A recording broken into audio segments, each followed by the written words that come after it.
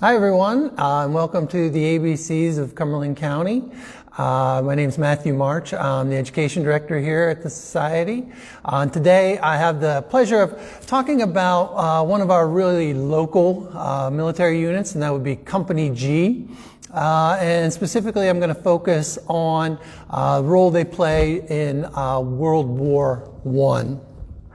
So when we talk about Company G, the military history in this area goes back a long time, all the way to the 1750s, but the most kind of direct lineage we can trace of specifically Company G goes to 1879 with the 8th Pennsylvania National Guard under the command of then Colonel John Gobin.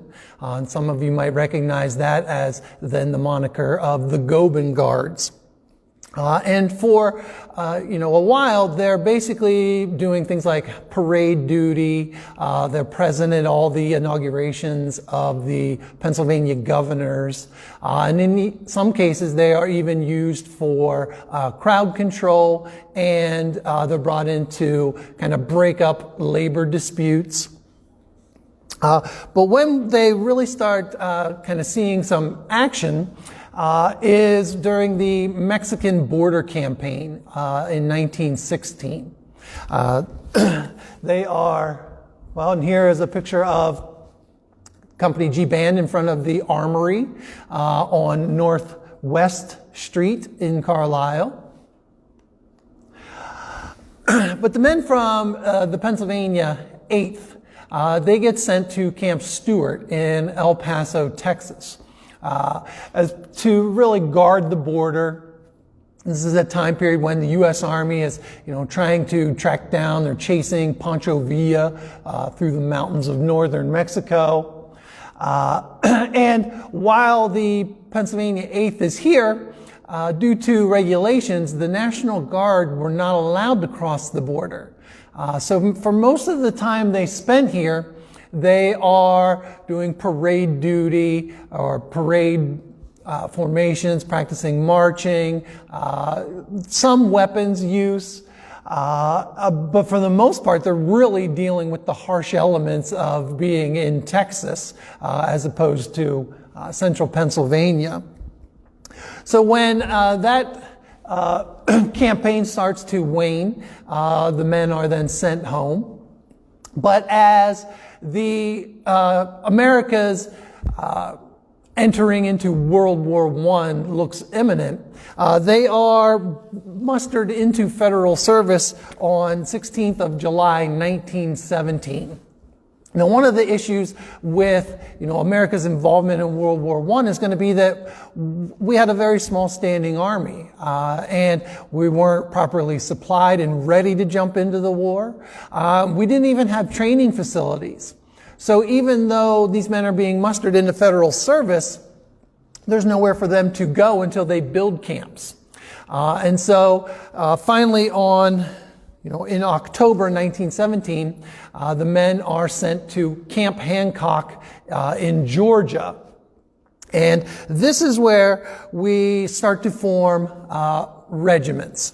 And they take the 8th Pennsylvania National Guard and the 16th Pennsylvania National Guard, and they combine them into what will be known as the 112th Regiment of the 28th Division. And this is going to be under command of a Colonel George Rickards.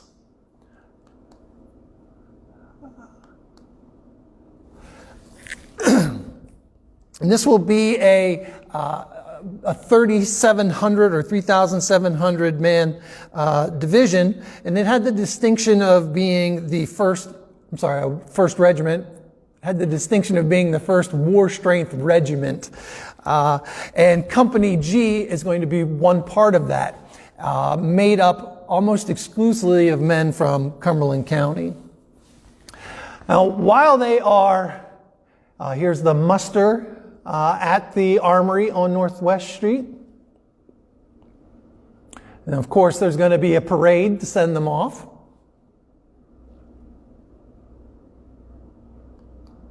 And here is a picture of a field mess at Camp Hancock, Georgia. And while they are there, they had to train very efficiently. They trained very well, but they trained very quickly. Even with the limited supplies, they're sharing even things like bayonets. There's not enough rifles to go around. And in some cases, they're even using wooden mock-ups so that they can learn how to, march with these weapons and even to, set them up. They bring in some British and French instructors to do specialist training on trench construction and gas mask use. But they're not just learning how to, live this military life and, learn what you're supposed to do in a military unit. They're also dealing with weather. And while they are at Camp Hancock, they encounter a hurricane. And then a month later, a cyclone blows through the camp. And then they even incur a massive measles outbreak through the camp.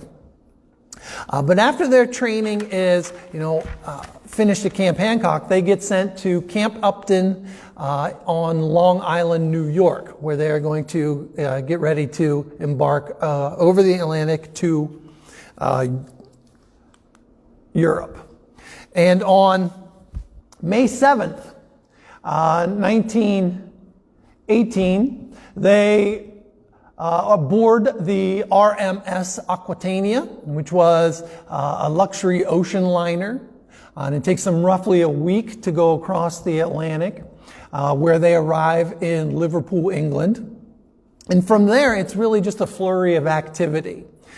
They take the train to Dover, where they're going to be put on ferries and sent across the English Channel into France. Once they arrive in France, they're going to really kind of do what the Americans were brought in to do. Constantly on the move, bring that energy, that enthusiasm, to really change the dynamic of the war. And let's also keep in mind that, these men, some who had never really even left Pennsylvania, they've just gone from Georgia to France in 16 days. So they, after, finishing up their training in France and being issued new weapons, they start heading to the front. And it takes, all the way until July 4th, 1918, where they really start encountering their first combat. And that's when they start experiencing their first casualties. On July 7th, Company G is going to play a part in what's known as the Second Battle of the Marne. And their role they play is that they are to attack and hold Hill 204, which was northwest of a place called Chateau Thierry. And all the while, this is under constant German artillery barrage and repeated infantry attacks. These battles are taking weeks. So by the 21st of July, the men of Company G had made their way to Chateau Thierry, still under constant shelling. But now, they are starting to experience their first combat deaths of the company. And this is rather unique in that when the battle finishes on the 28th of July, General John Pershing is going to tour the battlefield. And he remarks at how well the 28th Division had performed during the battle. And he says, these are my men of iron. And then he, basically then gives them the distinction or the moniker of becoming the Iron Division.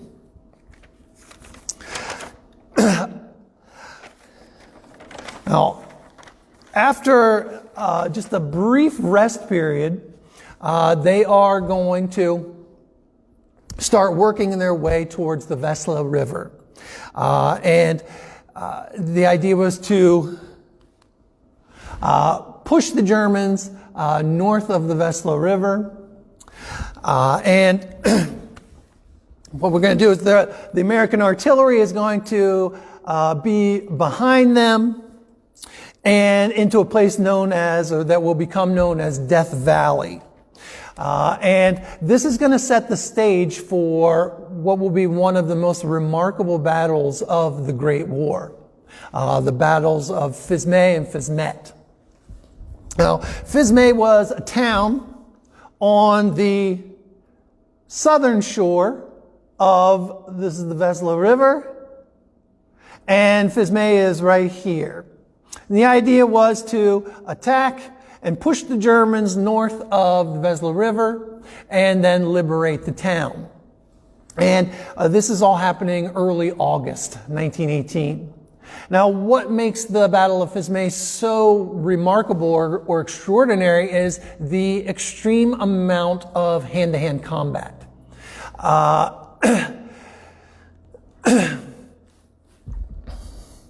Now, once the town of Fismes has been taken, instead of holding at the river, the French leaders said, we want the Americans to push across the bridge and then capture the town of Fismet. And once they do this, they create this little bubble. And this is where companies G and H are going to be located of the 112th Regiment. And, once they take Fismet and Fismes, the Germans who are really located up here on the high ground on the hills, they just start unleashing everything they have on these two towns, especially artillery. And in the end, they're going to destroy 90% of the town of Fismes and most of the bridge crossing the Vesla River. Now, for the entire month of August, there's going to be a back and forth of control of this area. And when companies G and H, kind of move back into Fismet, before they really kind of get to settle in and, get their defenses squared away, the Germans unleash an intense artillery barrage right behind their bubble. And what that's going to do is cut off all the communication links to the rear. It also will obscure the SOS flares that they send up. And that will prevent any support from coming in behind. Now, once they do this, the Germans just start pouring down the hills. And they had secretly trucked in over 1,000 fresh shock troops the night before August 27th. And, that is when, in Colonel Rickard's words, he said, that's when hell let loose in Fismet. And, these were fresh soldiers.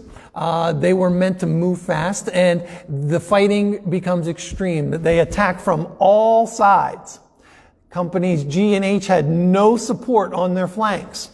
And the Germans are using flamethrowers, hand grenades, well-placed machine gun snipers, and of course regular rifle snipers.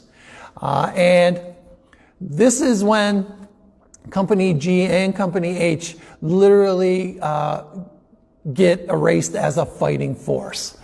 They are forced to retreat, while those who are not wounded, killed, or captured are forced to retreat. And with the bridge being almost completely damaged, if some men try to use the remnants of the bridge, lots of them are being wounded or captured.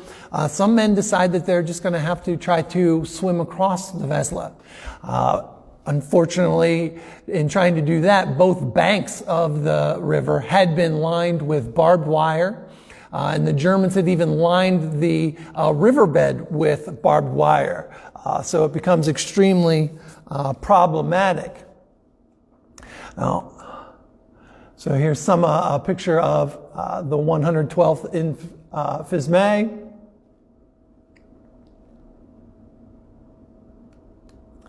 The remnants of that bridgehead. And here on the extreme left here, you can see, some of the remaining barbed wire that would have lined the bank.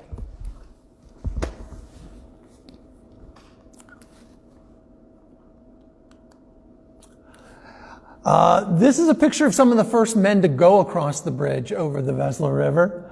And what's remarkable with this man right here This is Lieutenant Rippy T. Shear. He was in Company G, a local man who, when he returns, he will also run for public office. He runs for Clerk of Courts of Cumberland County. The Battle of Fismay and Fismet is also where local man Corporal Alan J. Stevens gets taken prisoner of war. He is in a building, and during the onslaught of German shock troops, and a German soldier throws a hand grenade, what they would have called a potato masher due to its shape, but it had several other grenades tied around it. And when it explodes, the explosion is so great and the concussion is so great that it throws him across the room that he is in into a wall and knocks him unconscious. And he is captured and sent to the rear of German lines, where he will be held in a prisoner of war camp until the end of the war.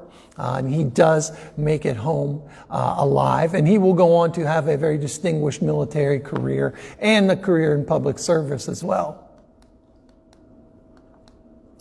Here is the bridge across the Vesla. Today, it was rebuilt, having help from the 28th Division and funds from the 28th Division. There is a memorial to the heroic efforts that they did in liberating these two towns. Now, when I say that Company G and H were, really wiped out, there were, during the Battle of Fismay and Fismet, there were 70 killed, 51 wounded taken prisoner, and 88 unwounded prisoners taken. And that was 209 soldiers out of the 234 that were in those two companies. So after this, really decimation, they are pulled back off of the line to rebuild their troop strength.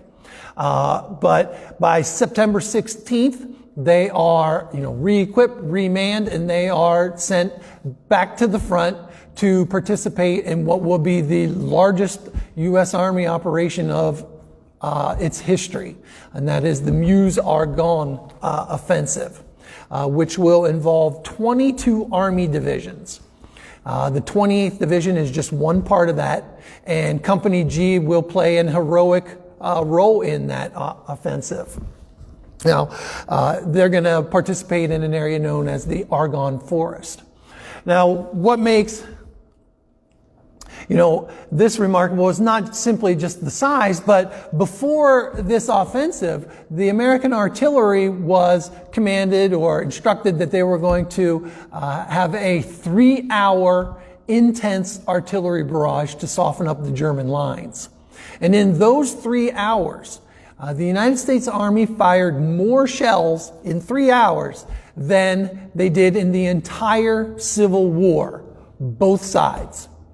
In 1919, they calculated that the cost of that one artillery barrage was $1 million per minute. If we put that into today's money, that would be about a $3 billion 3-hour artillery shelling. In the Argonne Forest, the 28th Division is going to be in this area. In Company G, their goal is to climb up and work their way through the forest and take Hill 244 and hold it. Now, all the while, they are to do this under intense and well-placed and well-fortified machine gun nests, and of course, as well as sniper fire. This is, once again, they suffer huge losses.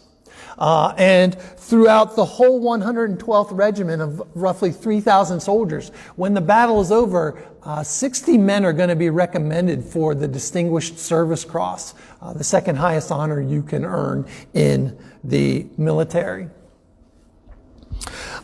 This is also where the 28th Division earns the distinction of being able to wear the red keystone as their unit insignia. Now, after the Argonne, the war is, the feeling that it's going to start winding down. And so Company G and the rest of the 112th, they're going to start doing a lot of patrol duty and a lot of capturing of hundreds of German soldiers, sending them to the rear so that they can be placed in prisoner of war camps. And this patrol duty is going to last all the way until fighting stops at 11 minutes after 11 o'clock on the 11th of November, 1918. And I want to read a quote by Colonel Rickards, commanding officer of the 112th. This is his quote about November 11th. I think that the most terrible gunfire that I have witnessed was the last 3 hours of the war. I estimate that in the area occupied by the 112th Infantry, about 3,000 shells fell. And most remarkable to state, not a casualty from one of them. This seems almost impossible, yet it is a fact. The last gun that I heard fired from our side was at just 3 seconds to 11 o'clock. The last shell that I heard coming from the enemy was a 6-inch one that fell within 75 yards of my PC, but fortunately it was a dud. This was at 11 o'clock. So even though people knew the war was waning, the last minutes, the last hours were extremely intense. Now the 112th, they were very fortunate that on November 12th, the day after fighting ceased, they get to start working their way back to the coast. And they're going to slowly make their way back all over winter and early spring. When they arrive at the coast of France, this was a time of a lot of parading, a lot of ceremony, awards were given, a lot of inspections, and of course the turning in of gear to prepare for the journey home. And on April 19th, they board the USS Pocahontas and start their journey west across the Atlantic Ocean. And they arrive in Philadelphia on the 30th with the distinction of being the first Pennsylvanians to land in the Commonwealth. From there, they make their way to Camp Dix, New Jersey, where on May 6th, they are discharged from federal service. Now, they were supposed to participate in a large parade in Philadelphia, but due to some kind of finagling by Colonel Rickards, he had said, most of my men are from central and northwestern Pennsylvania, and they just really want to go home. So another unit was substituted, and the men of the 112th and Company G, of course, they get to come home early. And on May 7th, they start arriving back in Cumberland County. The headline from the Carlisle Evening Sentinel, welcome home. And when they arrive, there is a parade held for them, with the soldiers in trucks and cars, with Lieutenant Rippy T. Shear at the head, and he had a slab of bacon tied to the grill of the car he was in, because when he had left, he said, we're going to go over there and win, and we're going to bring the bacon back home. And he literally followed those words. Now, another unit, the 103rd Ammunition Train, they came home a couple of weeks later, but unfortunately when they arrive home, it is one of those rainy days, and so their welcome home parade was not as well attended, but it sets the scene so that, the county can prepare for a massive parade on July 3rd of 1919 that was meant to involve all the veterans from World War I and even veterans that going back to the Spanish-American War. And this was the grand parade. And here, this is in front of the old courthouse in the county seat of Carlisle. If you'd like to learn more about Company G and their, heroic efforts during World War I, come in and visit us at the Cumberland County Historical Society. Thank you.